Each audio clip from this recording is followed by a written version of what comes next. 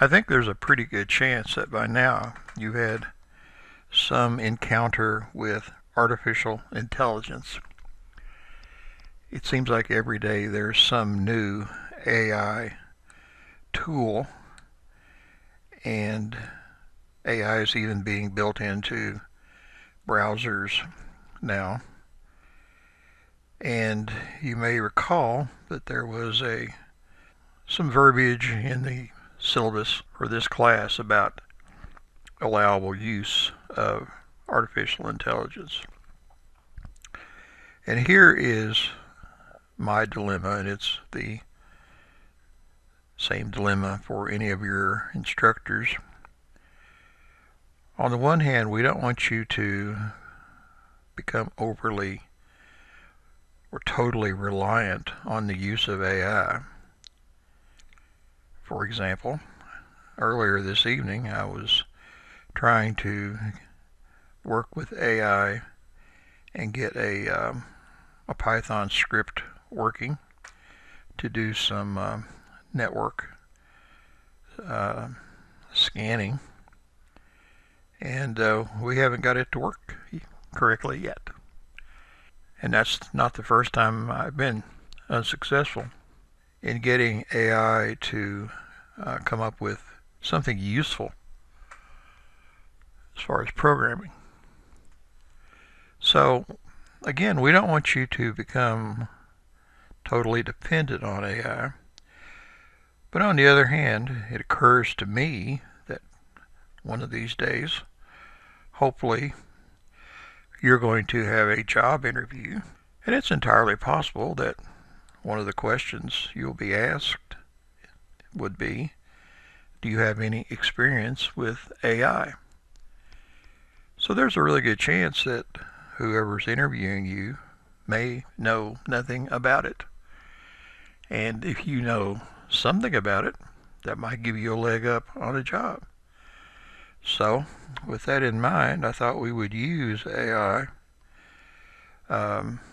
if not for the rest of the semester, at least most of the assignments, because I want you to get some experience in how to get results out of an AI.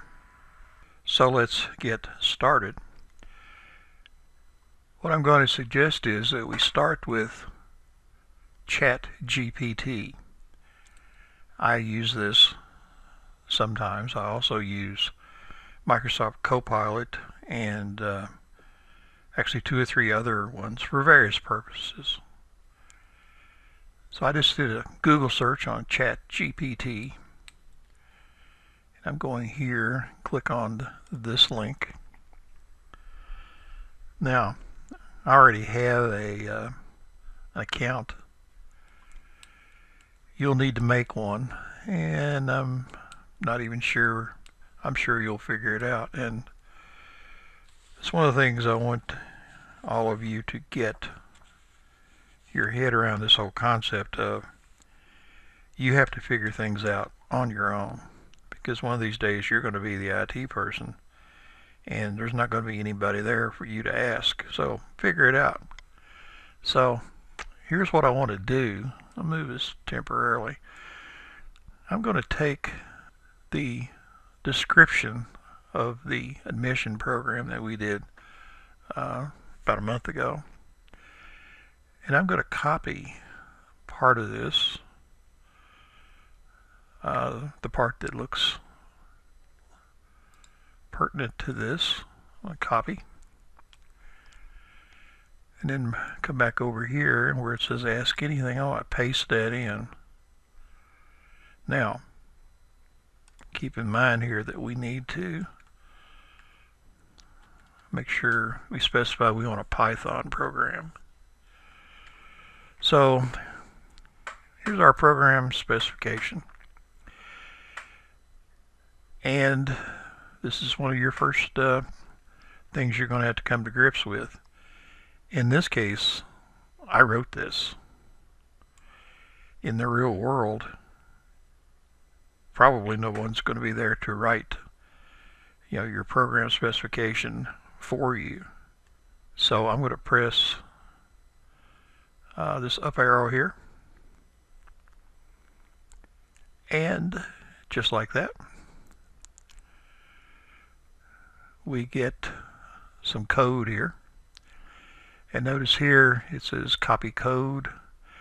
Every AI that I've dealt with has some mechanism for copying the output.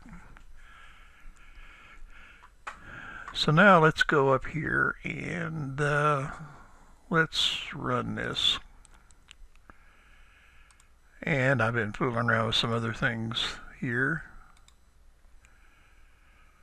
Paste that in and save it.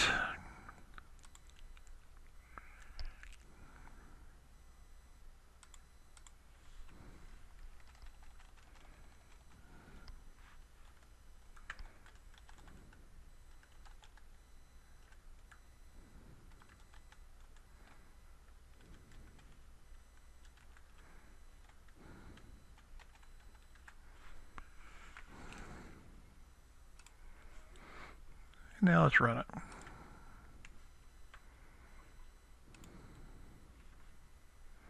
Okay, first name.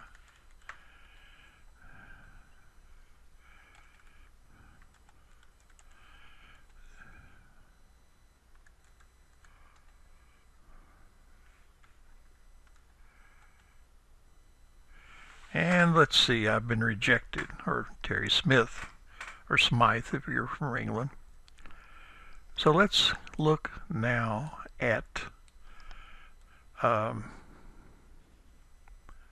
what the specification was and see if this actually worked. Let's see. Grade point 3 or higher, a test admission score of at least 60. So we didn't have the 3.0 or higher. And we also didn't have a test score of at least 80, so we should have been rejected. So that looks okay. It looks okay. Now, but let's go back and look a little closer here to our actual program. And we can either look at it here or in Wing. I think Wing's a little more easy to see because I've increased the font size. So notice here we've got our variables: first name, last name, GPA float, test score float, and here's our logic. Now, simple program, yes, and we'll assume it works. We'll get into testing of it later. A few things I see here is we have a variable called first name. First name of what? Of who, I guess. I would rather that was first name of student. That would be the variable name. Same thing for last name. GPA of student, test score of student, and also notice that our cut values, our cut scores here are hard-coded, and I would prefer that those were named constants. So let's go back to ChatGPT and make some suggestions. Notice the last thing ChatGPT says here. Would you like me to make it a slightly more user-friendly version? So it usually gives you a further suggestion. I'm not going to do that. I'm going to say I want the variables to be named, for example,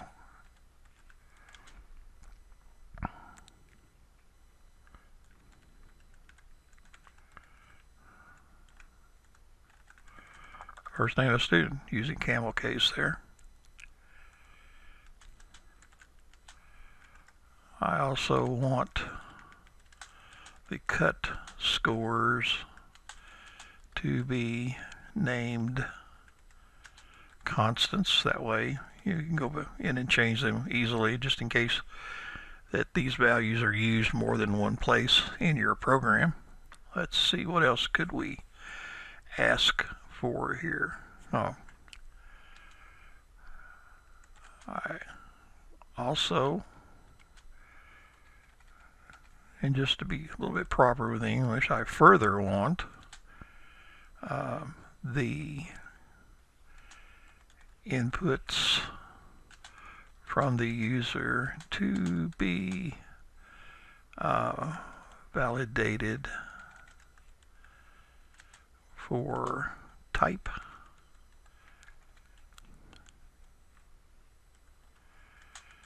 And let's see, let's just say type and range here. Let's see what it does. So press enter or hit the up arrow.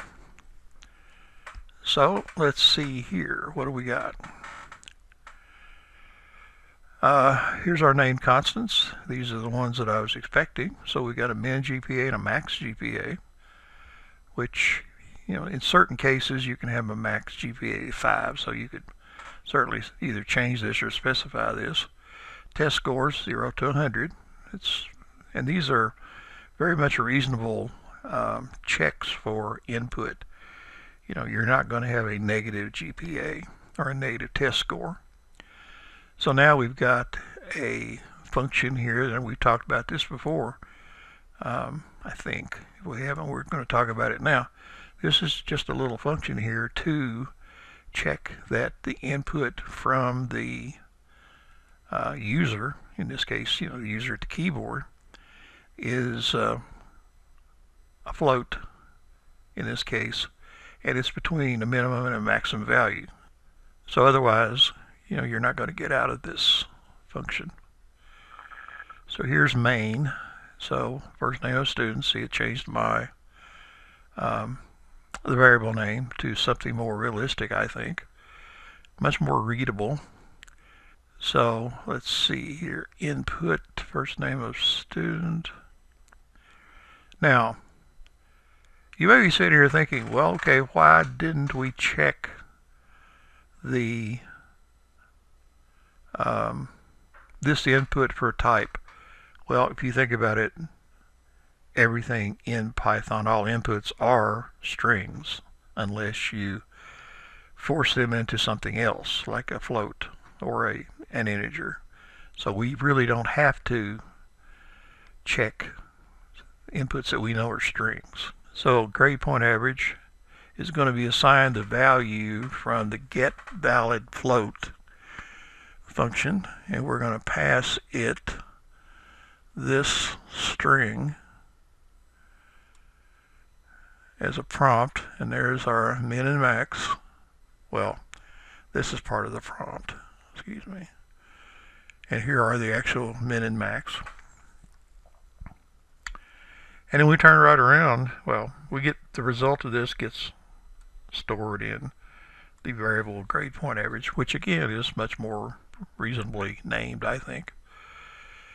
And then the next thing that happens is admission test score, this variable, is going to be assigned the result of another call to this function with a different prompt, different min and max. So now we've got our grade point, we got our test score in, and now here's the logic. And again, we have, instead of numbers here, we have named constants, which again, I think this vastly improves the readability. You know, even if you only use these once, they're much more readable. So etc. So let's copy this and go run it. So I'm going to just delete all this and paste in my new version. And now let's run it.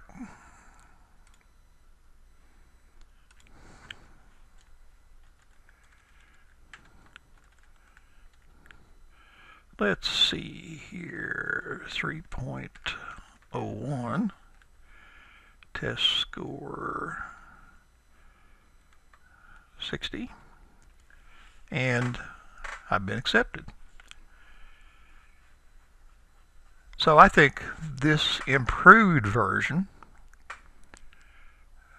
that required me to give more direction is an improved version because it's much more readable. And I still think with a program with named constants, well, meaningful little names for your variables, validating inputs, etc. This is all going to make a much more readable and robust program. So, but I had to do some more work with it. You know, I fed something into ChatGPT, looked at the answer or its response, and made some improvements. Now, one of the things you're going to notice here is, you know, I'm pretty happy with this, by the way. It's a simple program, and I like where we are now. But if there were some other modifications that I wanted to make, one of the things you're going to notice is if you 3 or 4 iterations of this, an AI will oftentimes go off on some tangent and forget what you thought you'd settled on a couple of versions ago. So that part is frustrating, and it's something you need to know how to deal with.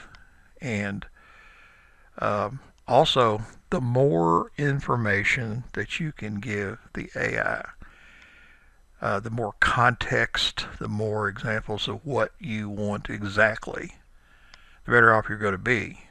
And I think a lot of times it's probably a good idea to make a copy, cut and paste, of your prompt, and therefore, later on, or 2 or 3 iterations of the same program, you can call up what you originally put in and make your changes to that without having to re-enter all your context, because AI will go off on tangents. Okay. So you have to watch that. So I think this might be a good time to stop this particular video. Just let me reiterate what we've looked at so far. Let me slide this out of the way. So what did I do? I went to an AI, in this case ChatGPT, and there's numerous other ones that you might like better, and I'm okay with that. I gave it a specification for a program in this case, and by the way, it'll do a whole lot more than just write programs for you. So I give it a program specification and looked at the output, and then I tested the output, and they don't always work, by the way. So then I came back and made some suggestions and got an improved version of the program. And in this case, I'm pretty happy with this. I don't know right off what I would change to improve this. This is pretty good. But a more complicated program, you're going to have to do more iterations or more trials or more inputs and testing outputs, whatever you want to call it. Iteration is the proper term. And remember, the more context, the more detail, the more examples of what you want as an output you can give your AI, the better off you're going to be. The better your results are going to be from the start. And I'd make the argument that whenever possible, cut down on the number of iterations to get something that you're happy with, because the more times you input something into ChatGPT, the more likely it is to wander off course and start doing things, and you're sitting there thinking, where'd that come from? Trust me, it'll happen. So I do think that you really need a certain amount of foundation knowledge to really know whether the answer that ChatGPT is giving you is valid. But in the real world, you're going to need some real experience in writing, and these things are called prompts, by the way. This is a prompt. This was a prompt. So you're going to need some experience in writing prompts, and if you're curious about this, there's probably hundreds of YouTube videos on prompts, how to write a prompt, what works, what doesn't work, what to avoid, etc. So that was the point. Those things were the point to this whole video.